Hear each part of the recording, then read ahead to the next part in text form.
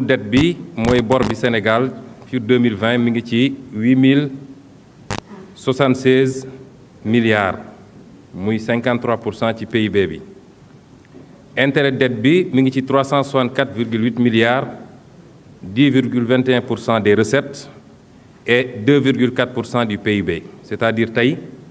bés bu ne Sénégal dina fay citoyen sénégalais bi bés bu ne dina fay lu ëpp 1 milliard ci intérêt de la dette bi dette bi jaaduwut argument bi ngeen di wax nag mooy nañu cité ban réew ci àdduna moo dul leb dëgg la réew yëpp ay leb te réew yu ëpp bor Sénégal bëri na waaye réew yi ngeen di tëkkale seen bopp di comparer seen bopp dañu dajale ñett li ci ëpp bokk surtout nag réew développé yi ngeen di tudd benn bi mooy dañoo am une excellente capacité à mobiliser les ressources fiscales soo jëlee zone Union européenne bi ratio recette fiscale ci PIB mi ngi ci 40% soo jëlee zone OCDE bi mi ngi ci 35% boo ñëwee Sénégal yéen a ngi ci 17% kon kooku mënu leen comparer seen bopp ak ñooñu parce que ñooñu dañoo njëkk a def seeni effort ba mën a dajale alal li tax nag fii mënuñu dajale suñu alal suñuy recette li ci ëpp mi ngi jëm ci li ñuy wax les mauvaises pratiques fiscales keroog fii dama la interpeller ci lenn nga tontu say député tàccu la waaye yow li nga tontu xam nga ni loolu amut te maa ngi am fii benn arrêté boo xam ne yaa ko signé woon 2014 bi ngay nekk ministre du budget ci arrêté boobu da nga ne woon indemnité pour frais de téléphonie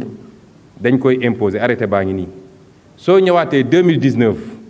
ne indemnité boobu duñ ko imposer ban Abdoulaye Daouda Diallo la ñu war a gëm wala la ñu war a comprendre te ba nga koy wax xam nga ni indemnité boobu c'est imposable mauvaise pratique fiscale yi bokk na ci wax nañ léegi les conventions fiscales daaw fii la ñu toog ñu andi assemblée convention fiscale ak Luxembourg ma taxaw fii ne leen baaxul ci Sénégal def nañ kook Île Maurice baaxul ñëpp taxaw ne baax nañu wote ko waaye tey topp ngeen ñu si ndax maa ngi nii ak lettre bi ngeen bind Île Maurice daal di dénoncer convention fiscale bi te li tax ngeen dénoncer ko mooy ba ngeen ko signé lépp luy entreprise minière wala pétrolière dañoo domicilier foofu pour bañ a fay impôt kon contradiction yi am seeni politique ak milliards yi muy perte loo Sénégal kenn xamul nu mu toll ñaareel bi mooy réew yooyu dañoo moom seen monnaie dañoo am seen monnaie am banque centrale boo xam ne mooy définir pour émission monétaire bi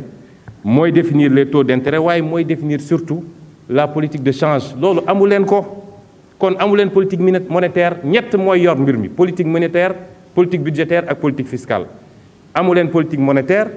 politique fiscale bi baaxul su ngeen bëggee leb ci condition boobu di tëkkale seen bopp ak France wala États-Unis da ngeen di ndax seen bopp ñeenteel bi mooy réew yooyu fexe nañu ba seen alal seen ressource naturelle ñu gérer ko ci nu mu gën a baaxee fii nag du loola te suba dinañ ko wax ak ministre du pétrole parce que xaju fi les pouvoirs publics ñu ngi war a voter 120 milliards pour les pouvoirs publics 77 milliards pour présidence de la République 8 milliards pour HCCT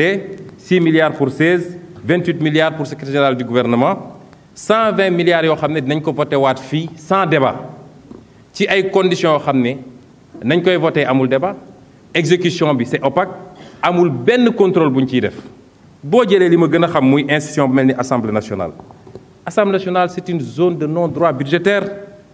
wax naa fi fraude fiscale am na Assemblée nationale te yow xam nga ko ndax say service redressé nañu Assemblée nationale wax naa ni ñëpp gis nañ ni blanchiment d'argent am na Assemblée nationale. J'espère que sax blanchiment de drogue wala drogue bi ñuy tudd egsi wu fi ndax am na député boo ne xam na ci lu bëri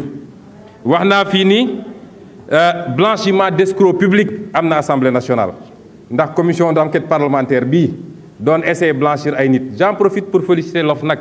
qui a déposé son rapport sur la table du procureur qui a confirmé li mu wax yépp ci 94 milliards yi et qui a demandé l'ouverture de poursuites contre les personnes concernées gàcce dina am fii ci assemblée bi ma waxaat ni non respect des règles de passation de marché public am na assemblée barki démb directeur général ARMP wax na ko